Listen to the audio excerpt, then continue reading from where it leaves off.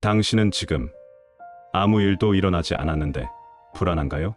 밤마다 뒤척이며 내일 걱정을 하고 있지는 않나요? 걱정을 내려놓으라는 말 들으면 들을수록 더 무겁게 느껴지지 않던가요? 그런데 만약 단 1분만 내려놓아도 기적이 시작된다면 어떨까요?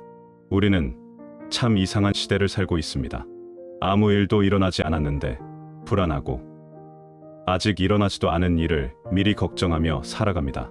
통장 잔고, 내일 회의, 아이의 성적표, 부모님의 건강 하나하나 따지고 보면 지금 당장 어떻게 할 수 없는 일들입니다.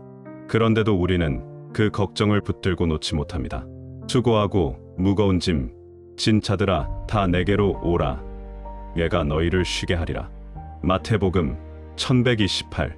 성경은 이렇게 말합니다. 하지만 솔직히 이 말씀조차 때로는 부담스럽게 느껴집니다. 내려놓으라는 말이 오히려 내려놓지 못하는 나를 더 초라하게 만드는 것 같을 때가 있으니까요. 그런데 오늘 저는 두 사람의 이야기를 들려드리려고 합니다. 이들은 모두 걱정 속에서 살았던 평범한 사람들이었습니다. 그리고 이들은 모두 단 1분의 기적을 경험했습니다. 첫 번째 이 이야기, 그분의 이름을 민수라고 부르겠습니다. 민수 씨는 40대 중반의 평범한 직장인이었습니다. 중소기업에서 과장으로 일하며 아내와 초등학생 아이 둘을 키우는 가장이었습니다. 겉으로 보기엔 평범한 가정이었습니다. 큰 문제도 없었고 당장 어려운 일도 없었습니다. 그런데 이상하게도 민수 씨는 매일 밤 불안했습니다. 회사 실적이 떨어지면 어쩌나, 대출 이자를 제때 못 갚으면 어쩌나, 아이들 학원비를 계속 댈 수 있을까, 부모님이 편찮으시면 어떡하지. 아무 일도 일어나지 않았는데 민수 씨의 머릿속은 온통 만약에로 가득했습니다. 밤 11시에 잠자리에 들면 새벽 3시쯤 되면 어김없이 눈이 떠졌습니다. 그리고 그때부터 아침까지 민수 씨는 천장만 바라보며 걱정을 되새김질했습니다. 내일 회의에서 실수하면 어쩌지? 상사가 나를 어떻게 볼까? 이번 달 카드값은 어떻게 갚지? 내일 일을 위하여 염려하지 말라. 내일 일은 내일 염려할 것이요. 마태복음 634. 이 말씀을 모르는 것도 아니었습니다. 교회도 다녔고 성경도 읽었습니다. 하지만 알면 뭐합니까? 실천이 안 되는데. 민수 씨는 오히려 이런 말씀이 더 부담스러웠습니다. 나는 왜 이렇게 믿음이 약할까? 다른 사람들은 다 잘 내려놓는 것 같은데 나만 못하는 건가? 그렇게 걱정은 걱정을 낳고 불안은 불안을 키웠습니다. 그러다 보니 일도 제대로 되지 않았습니다. 걱정 때문에 집중이 안 되고, 집중이 안 되니 실수가 생기고, 실수가 생기니 더 걱정이 커지는 악순환. 민수 씨는 점점 지쳐갔습니다. 그러던 어느 날 새벽이었습니다.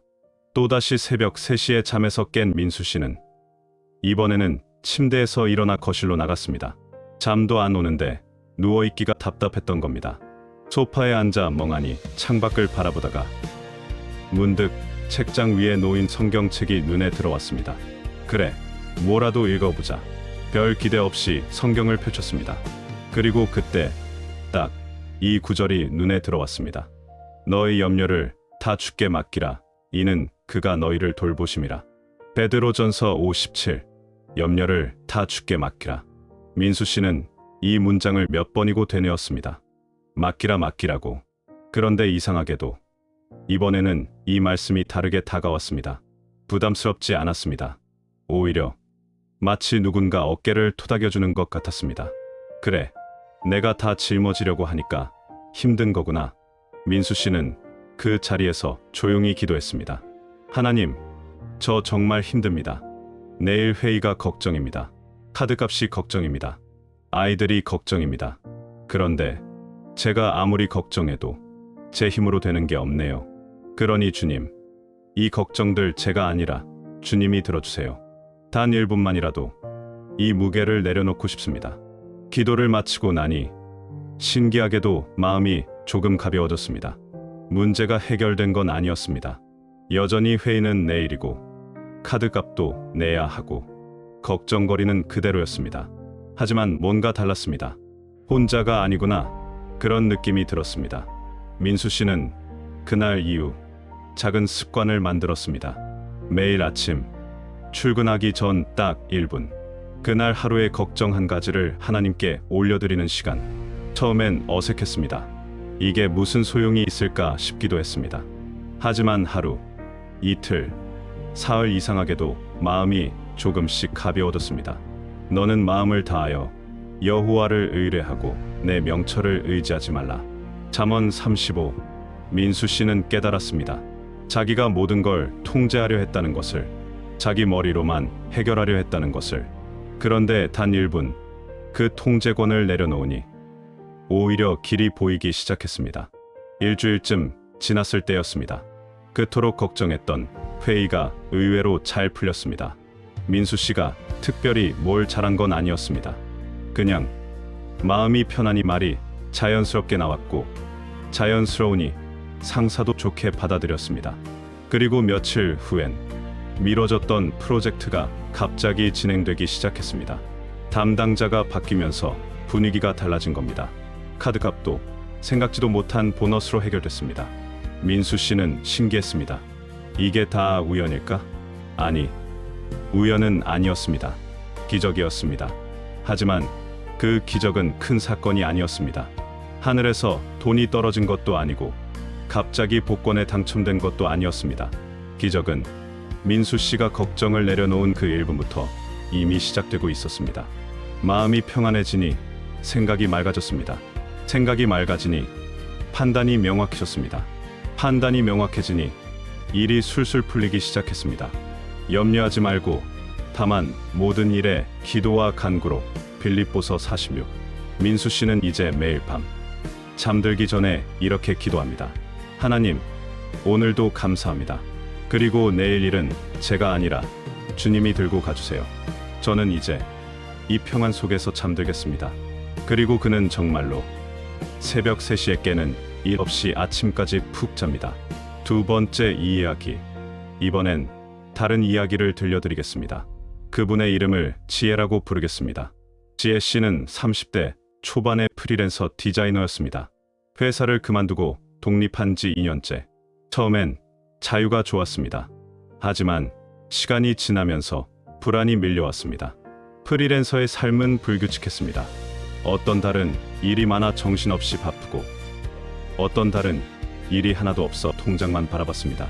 지혜 씨는 점점 강박에 시달렸습니다. 하루에 10번씩 통장 잔고를 확인했습니다. 이번 달은 얼마나 벌었지? 다음 달엔 일이 들어올까? 이러다 저축 다 까먹는 거 아냐? 그리고 SNS를 열면 더 힘들었습니다. 대학 동기들은 대기업에 안정적으로 다니고 있었고 친구들은 결혼하고 집도 사고 아이도 낳고 있었습니다. 나만 뒤처지는 건가? 나만 불안정한 건가? 지혜 씨는 스스로가 초라하게 느껴졌습니다. 밤이 되면 더 심해졌습니다. 내일 클라이언트가 수정 요청을 또 하면 어쩌지? 이번 프로젝트가 끝나면 다음 일은 있을까? 30대 중반이 되면 프리랜서로 먹고 살 수 있을까? 지혜 씨는 잠들기 전 항상 천장을 바라보며 한숨을 쉬었습니다. 그러던 어느 수요일 저녁이었습니다. 지혜 씨는 오랜만에 교회 수요 예배에 갔습니다. 사실 요즘은 교회도 잘 안 나갔습니다. 일도 바쁘고 마음도 무거워서 발걸음이 떨어지지 않았습니다. 그런데 그날 목사님이 설교하신 말씀이 지혜 씨의 귀에 꽂혔습니다. 공중의 새를 보라 심지도 않고 거두지도 않고 창고에 모아들이지도 아니하되 너희 하늘 아버지께서 기르시나니.